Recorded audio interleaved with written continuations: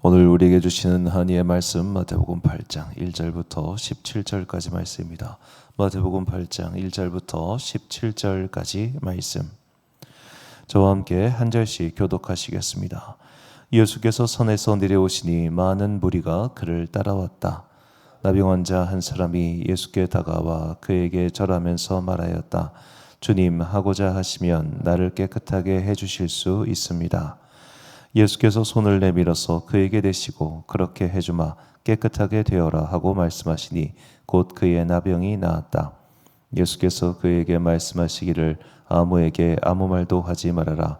가서 제사장에게 내 몸을 보이고 모세가 명한 예물을 바쳐서 사람들에게 증거를 삼도록 하여라 하셨다.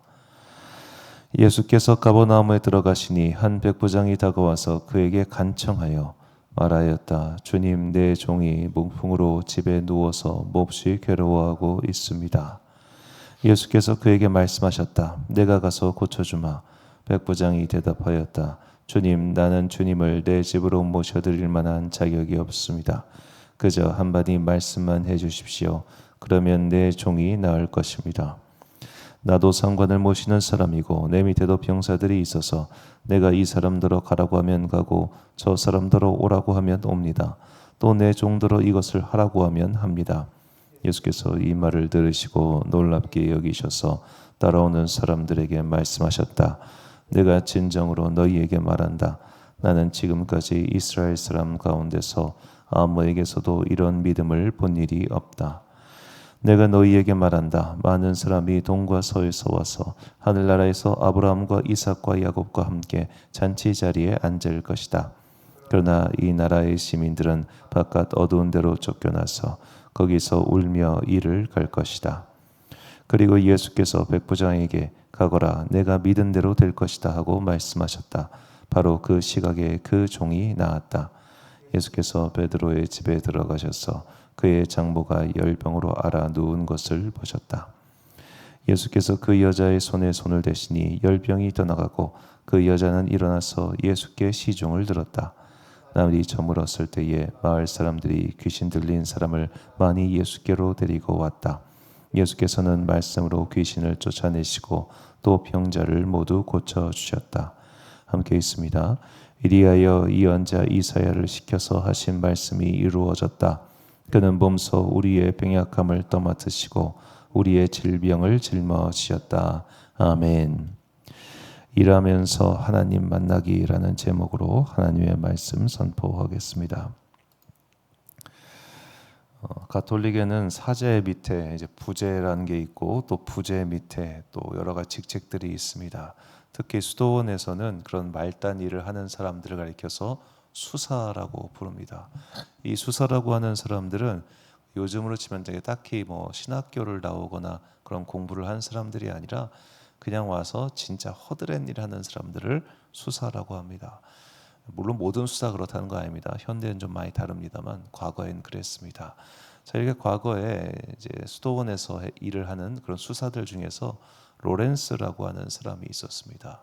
이 사람은 늙음하게 그 당시로 치면 이제 50대, 40대 후반 그 정도 되는 나이에 이제 수도원에 들어와서 수사 생활을 했는데 그 전까지 전에 바깥에서 일만 했고 또 나름 전문적인 교육을 받지 않았기 때문에 그가 하는 일은 식당에서 감자를 깎는 일이었습니다.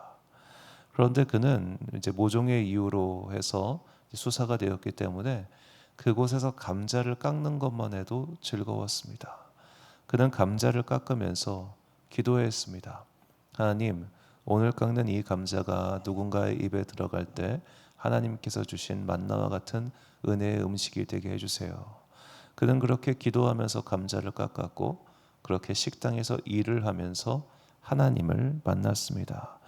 자, 그는 죽을 때까지 수도원의 수사였습니다.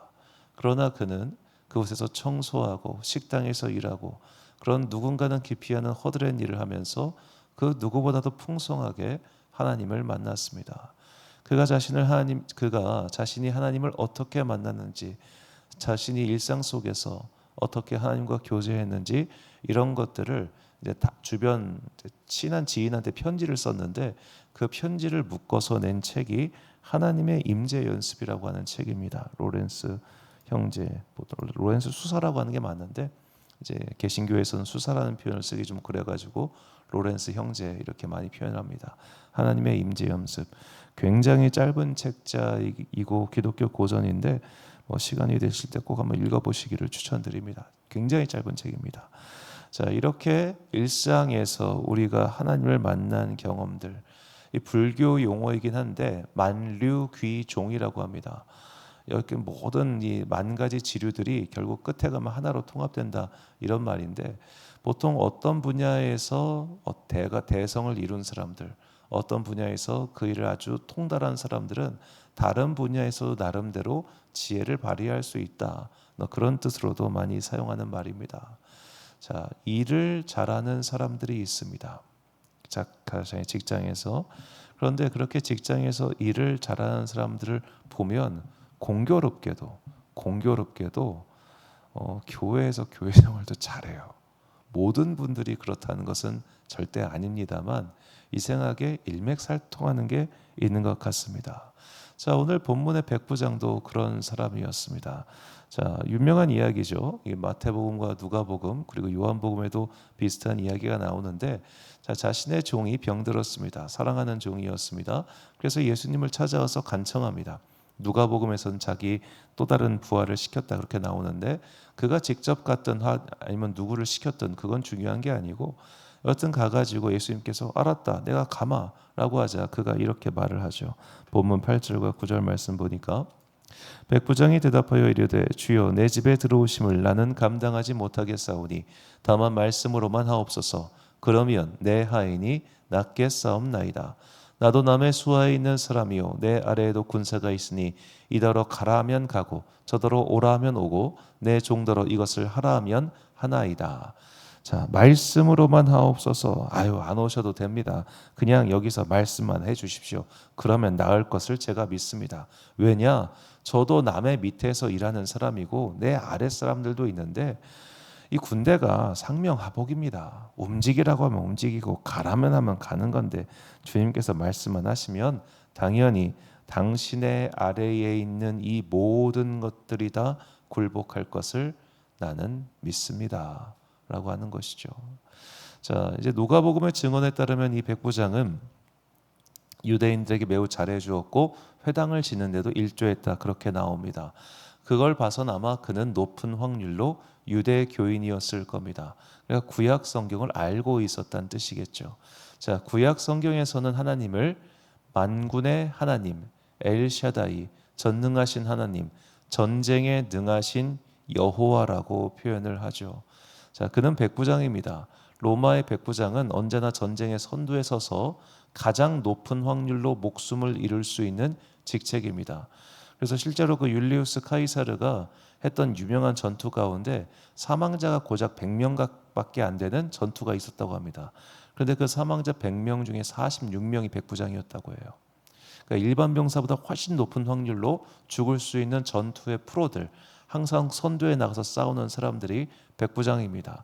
자, 이렇게 전쟁의 선두에 나가서 싸우는 사람은 상명하복이 몸에 배어 있지 않으면 절대로 나가서 싸울 수가 없겠죠.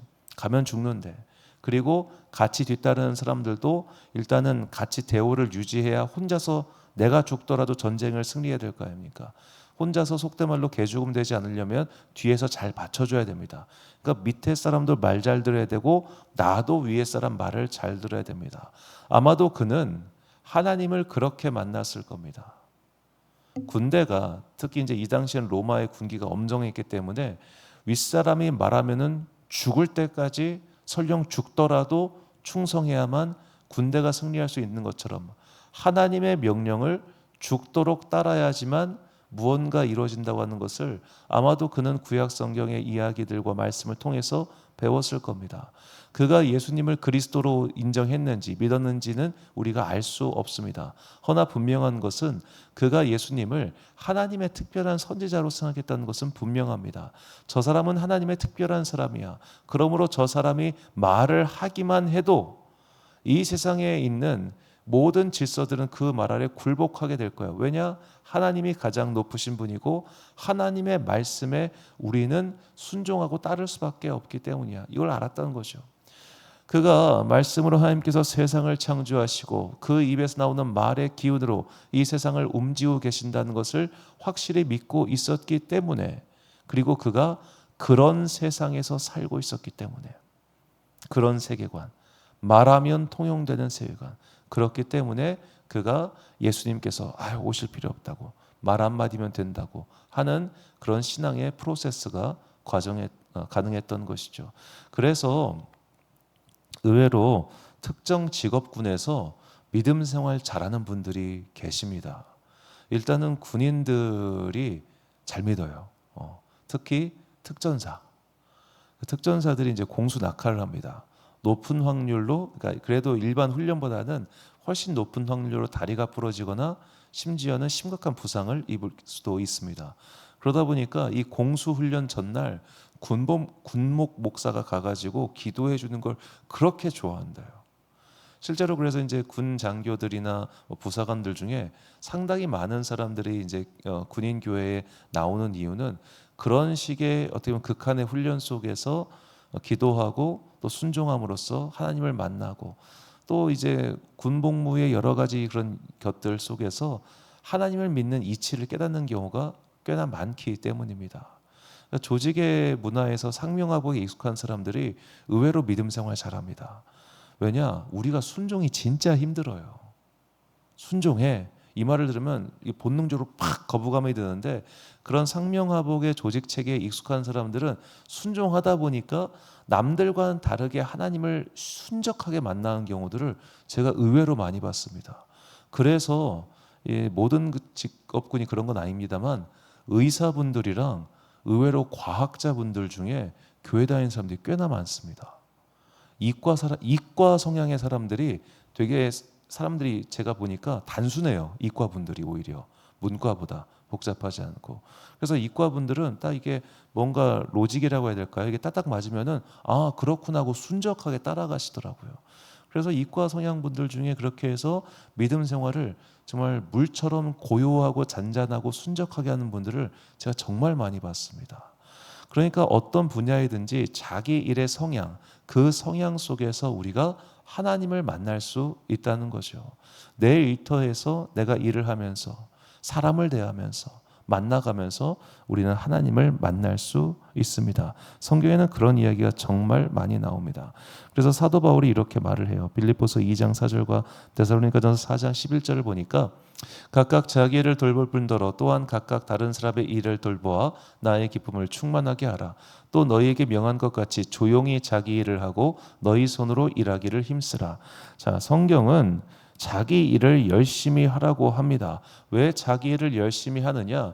우리가 부름받은 그곳에서 자신의 일을 열심히 하면 그 일을 통해서 하나님을 만날 수 있기 때문입니다. 사도 바울이 이것을 로마서에서 이렇게 말을 합니다. 로마서 1장 20절을 보면 창세로부터 그의 보이지 아니하는 것들 곧 그의 영원하신 능력과 신성이 그가 만드신 만물에 분명히 보여 알려졌나니 그러므로 그들이 핑계하지 못할지니라. 자, 우리가 살고 있는 이 자연 세계에는 로고스의 조각이라고 불리는, 오리게네스라는 신학자가 그렇게 표현을 했는데, 로고스의 파편, 로고스의 조각이라 불릴 수 있는 하나님의 신성이 곳곳에 스며들어 있다는 겁니다. 하나님의 신성. 자, 그 하나님의 신성이 아직도 이 세상에 남아있기 때문에 이 세상의 이치 속에서, 우리가 인간 사회 속에서 일을 하면서 여러 가지 관계 속에서 만나가면서 하나님이 이런 마음이시겠구나, 하나님이 이런 방식으로 일을 하시는 거구나 라는 것을 비유적으로 깨달을 수 있다는 겁니다. 가장 대표적인 예가 부모의 신실한 사랑을 통해서 우리가 하나님의 사랑을 간접적으로 체험하지 않습니까? 그런 식으로 우리가 인간 세상 속에서 여러 가지 일들을 통해서 하나님을 간접 체험할 수 있다는 것이죠. 그것이 하나님은 아니나 하나님도 이런 분이시겠구나. 이거를 조금 어려운 표현으로 신인 동형론이라고 하는데, 신과 인간의 비슷한 성질이 있기 때문에 인간의 이런 형질을 통해서 신도 이러할 것이다. 이게 구약 성경에 보면은 하나님에 대한 여러 가지 표현들을 이런 신인 동형론이라고 그렇게 말을 합니다.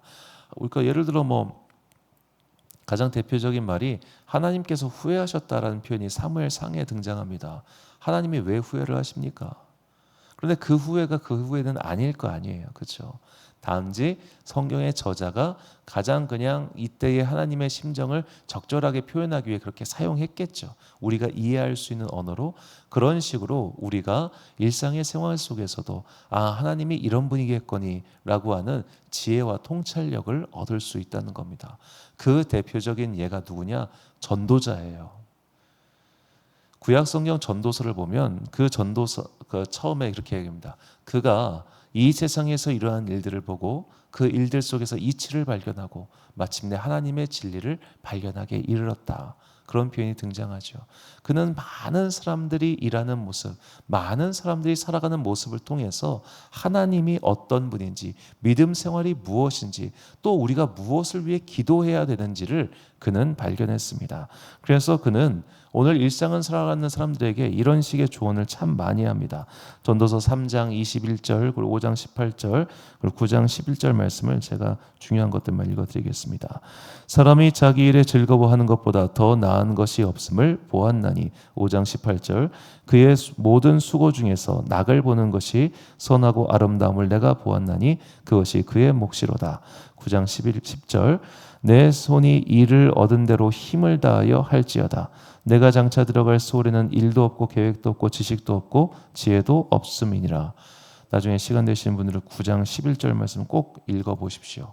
자, 우리가 일을 열심히 해야 됩니다. 첫째로 하나님께서 주셨기 때문이며 그 일을 통해서 하나님을 만날 수 있기 때문입니다. 오늘 내가 부름받은 삶의 자리를 성실하게 살지 못하는 사람은 안타깝지만 믿음 생활도 성실하게 하지 못합니다. 믿음 생활이라는 명목하에 나의 삶을 방기하지 마십시오. 믿음 생활이라는 이유하에 내가 교회에 충성한다는 명목하에 지금 내가 부름받은 삶의 자리를 등한시하면 그의 믿음은 결코 자랄 수가 없습니다. 내가 부름받은 그 자리에서 그것이 경제활동이 되었던 가사활동이 되었던 그 어떤 자리든 간에 그 일을 열심히 잘하는 게 굉장히 중요합니다. 우리는 그런 일들을 통해서 얼마든지 하나님을 만날 수 있습니다. 설거지를 하면서도 하나님을 만날 수 있고 청소를 하면서도 하나님을 만날 수 있습니다. 그런 일상의 간절한 노동들을 통해서 하나님께서 이런 마음이셨고 이렇게 일을 하신 거구나. 성경의 이야기와 나의 삶을 연결지을 수 있습니다. 그렇게 하루하루의 시간을 우리가 허투루 보내지 않을 때 우리는 분명히 오늘 나를 통해서 말씀하고자 하시는 그리고 나를 통해서 이루고자 하시는 하나님의 뜻을 발견할 수 있게 될 것입니다. 하루하루의 삶의 중요함을 전도서 기자는 이렇게 말합니다. 이 말씀이 우리의 심령 가운데 새겨지기를 바랍니다. 전도서 11장 5절과 6절 말씀을 한 목소리로 읽겠습니다. 시작.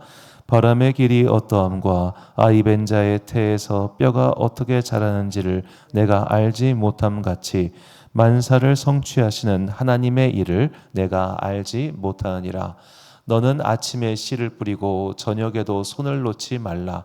이것이 잘 될는지 저것이 잘 될는지 혹 둘이 다 잘 될는지 알지 못함이니라. 아멘. 사랑하는 지혜빛 광성교회 성도 여러분, 그리고 이 새벽 함께 깨우고 계신 귀한 주님의 자녀 여러분, 우리는 하나님의 일을 다 알 수 없습니다. 우리가 볼 수 있는 건 지금 이 순간 여기까지입니다. 그러므로 지금 이 순간 지금 하고 있는 일이 앞으로 어찌 될지 모르기 때문에 내가 할 수 있는 것은 지금 이 순간 오늘 이 시간 여기서 최선을 다하는 겁니다. 내가 부름받은 삶의 자리에서 핑계대거나 도망치거나 그리고 게을러지지 않도록 오늘 내가 부름받은 자리 최선을 다해 일하고 그리고 그 일의 자리에서 하나님의 음성을 듣고 주님의 성품을 깨닫고 그리하여 예수 닮은 삶을 살아가는 그런 여러분과 제가 되시기를 주님의 이름으로 축원합니다. 기도하겠습니다. 사랑과 내가 풍성하신 아버지 하나님, 전도서의 기자는 일상 속에서 하나님이 어떠한 분인지를 깨달았고 믿음의 원리를 발견했습니다. 우리 또한 그런 사람이 되기를 원합니다.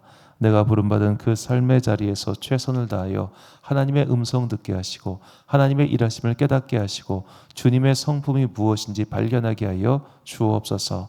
나는 미래의 일을 알 수 없습니다. 나는 오늘 이 순간 이 시간의 일만 할 수 있을 따름이오니 내가 할 수 있는 바 삶의 부름받은 자리에서 최선을 다하여 주님께 영광 돌리고 그런 하루하루가 켜켜이 쌓여 마침내 주님께서 기뻐하시는 삶의 열매를 맺게 하여 주옵소서. 오늘도 부름받은 삶의 자리에서 최선을 다하여 살아가는 당신의 자녀들에게 지혜와 능력 주시고 거친 삶 속에서 믿음 상하지 않도록 영원히 상하지 않도록 주님께서 눈동자와 같이 그들을 지켜주시기를 간절히 소망하오며 이 모든 말씀 우리 구주 예수 그리스도의 이름으로 기도드립니다. 아멘. 오늘의 기도 제목입니다. 나를 보내신 그 일터에서 자신의 몫을 다하며 하나님의 섭리와 믿음의 법칙을 깨달을 수 있도록 지혜와 능력을 달라고 기도하십시오. 오늘 주신 기도의 제목 가지고 기도와 묵상에 힘쓰는 하루 되시길 바랍니다. 기도하겠습니다.